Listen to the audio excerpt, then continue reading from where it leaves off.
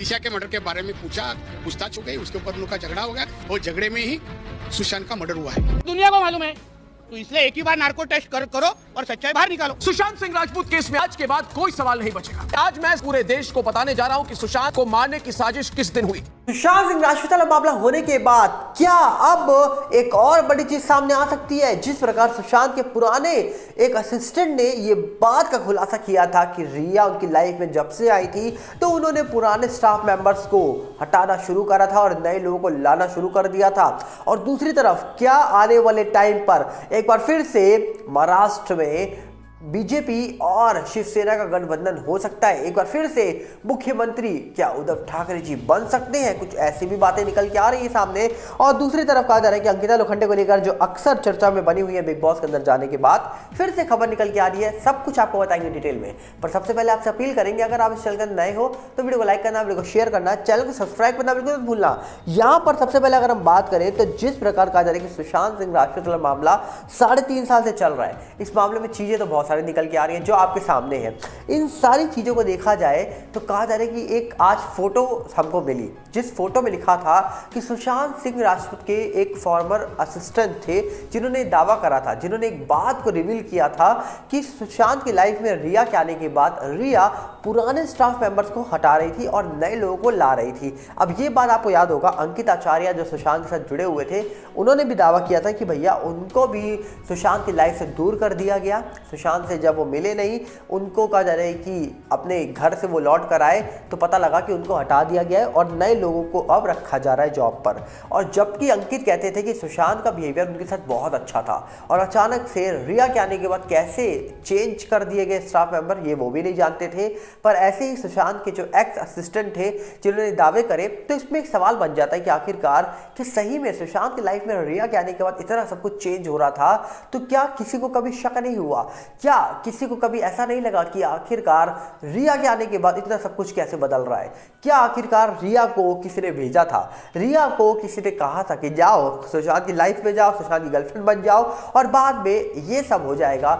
ऐसे सारे चीज़ों के लेकर लोग दावा तो करते हैं, पर उन्हीं दावों के बीच में एक खबर और निकल के आती है कि आखिरकार जिस प्रकार अभी हाल ही में जहाँ पर दिशा केस, सुशांत केस हो और साथ में कई बड़े बड़े जो यहाँ पर वकील साहब हो वो दावा कर रहे हैं कि भैया इन मामलों में एक बड़े नेता का हाथ है। अब नेता का जब से नाम लिया जा रहा है तब से ही कहा जा रहा है कि लोग बहुत ज़्यादा शौक है कि भैया खुलकर नेता का नाम लिया जा रहा है। और साथ में कुछ लोग और हैं जो कहा जा रहा है कि बॉलीवुड से ताल्लुक रखते हैं, उनका भी नाम लिया जा रहा है। मतलब नेता और अभिनेता का मिलकर नाम लिया जा रहा है और दावा हो रहा है कि भैया क्या नेता अभिनेता दिशा मामले में या सुशांत मामले में किसी का हाथ है?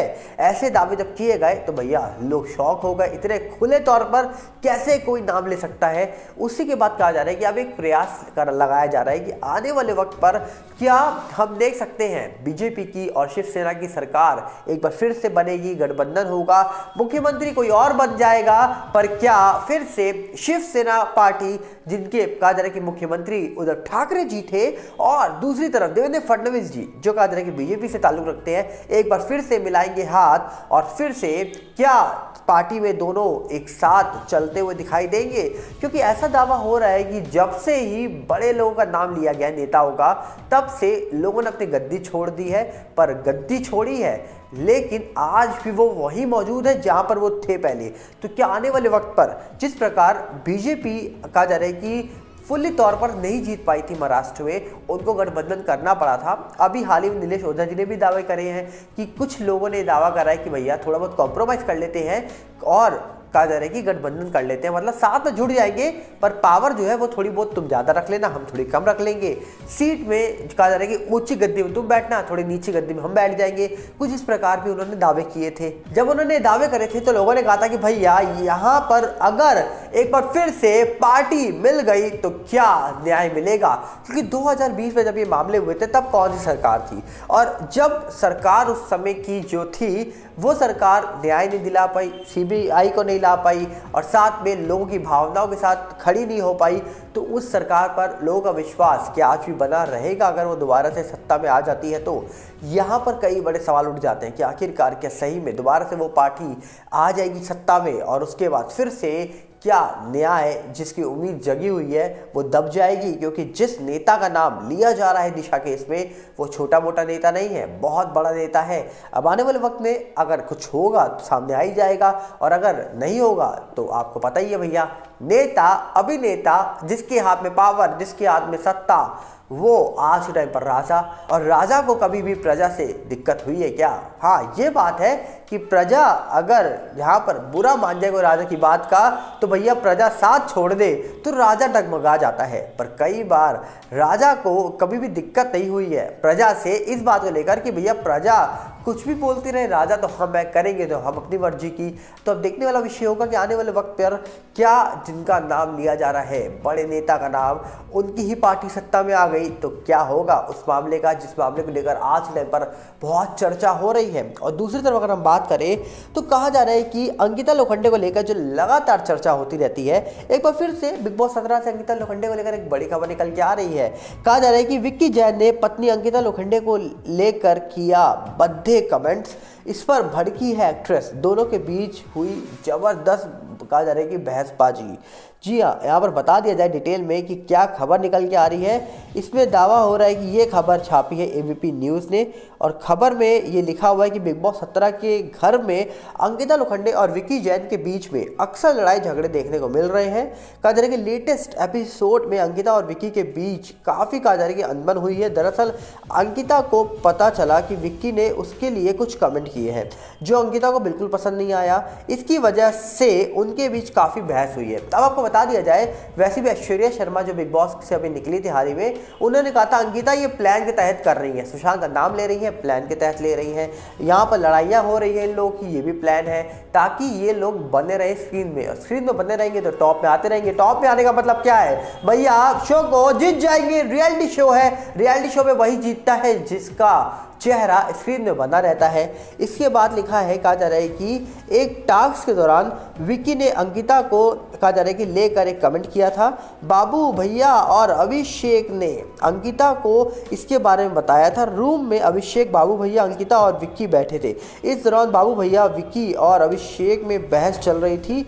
बहस के बीच में अभिषेक कहते हैं, आप मुझे बोलते हो कि मैं गंदे कमेंट करता हूँ, आपने खुद अपनी पत्नी के लिए क्या कहा वो सही था क्या? इसके बाद अभिषेक बिल्कुल, कहा जा रहा है कि विक्की की कही बात अंकिता को बताते हैं। अंकिता गुस्से में आ जाती है और कहती है, तुम अपनी पत्नी के लिए ऐसे शब्द कैसे यूज कर सकते हो? मेरे लिए इतने गंदे शब्दों का क्यों इस्तेमाल करते हो? सब तुम्हें सॉरी बोलना चाहिए। सब लोग यही बोलते हैं तुम्हें सॉरी बोलना चाहिए, लेकिन तुम गुस्सा कर रहे हो और मेरे साथ लड़ रहे हो। विक्की भी अंकिता पर गुस्सा करते हैं। हालांकि फिर बाद में विक्की और अंकिता शांत हो जाते हैं दोनों, और कहते हैं उस वक्त गेम के दौरान ये निकल गया, मेरा ऐसा मतलब नहीं था, अगर तुम्हें बुरा लगा तो सॉरी, मैं माफ़ी मांगता हूँ। इसके बाद अंकिता और विक्की सब नॉर्मल एक दूसरे को गले लगाते हैं। अब भैया यहाँ पर लंबा गेम चल रहा है, जैसा ऐश्वर्या शर्मा ने बताया था कि भैया ये सब कुछ गेम का पार्ट है, ये सब कुछ स्क्रिप्टेड है। जिस प्रकार अंकिता बाहर से जब घर के अंदर एंट्री ली थी इन्होंने, तो पूरा प्लान बना के आई थी कि कैसे शो को जीतना है, कैसे मैं रहूँगी, कैसे ये होगा वो होगा। अब सवाल उठता है कि शो को जीतेगा कौन? क्या अंकिता, क्या विक्की जैन, या फिर मनोहर फारूकी, या फिर बाबू भैया, या फिर अभिषेक, या फिर कोई और? मतलब अब सवाल ये उठ गया है कि भैया यहाँ पर कितनी तगड़ी प्लानिंग करके अंकिता पहुंची है बिग बॉस के अंदर। मतलब पहले तो लड़ाई करो, पहले सुशांत का नाम लो, बाद में लोग इनको फेक बोलने लग गए हैं, बाद में लोग इनके ऊपर सवाल उठाने लग गए हैं, और अंत में सब कुछ नॉर्मल हो जाए तो गले लगा लो। मतलब यहाँ तक की तलाक तक की बातें को लेकर लोगों ने खबरें छापी है कि भैया ये बातें बोल दी गई हैं अंकिता और विक्की ने एक दूसरे को बिग बॉस के अंदर। तो आपको क्या लगता है कि भैया यहाँ पर अंकिता जो शो के अंदर कर रही है, ये बड़ा ही गेम चल रहा है? अपनी राय कमेंट से दीजिएगा कि आप इस पूरे मामले को लेकर क्या कहना चाहेंगे। हम मिलेंगे बहुत जल्दी, साथ में आपसे अपील करेंगे अगर आप इस चैनल के अंदर नए हो तो वीडियो को लाइक करिएगा, वीडियो को शेयर करिएगा, चैनल को सब्सक्राइब करना बिल्कुल मत भूलिएगा, और साथ में हमारा नया चैनल जो यूट्यूब का है बॉलीवुड गुप्त न्यूज़, और साथ में हमारा फेसबुक का नया चैनल सागर बल्ला, और इंस्टाग्राम का नया चैनल आई एम सागर बल्ला 18, सबके साथ जुड़िएगा। सबके लिंक आपको डिस्क्रिप्शन में मिलेंगे। मिलते हैं बहुत जल्दी। नमस्कार, जय हिंद।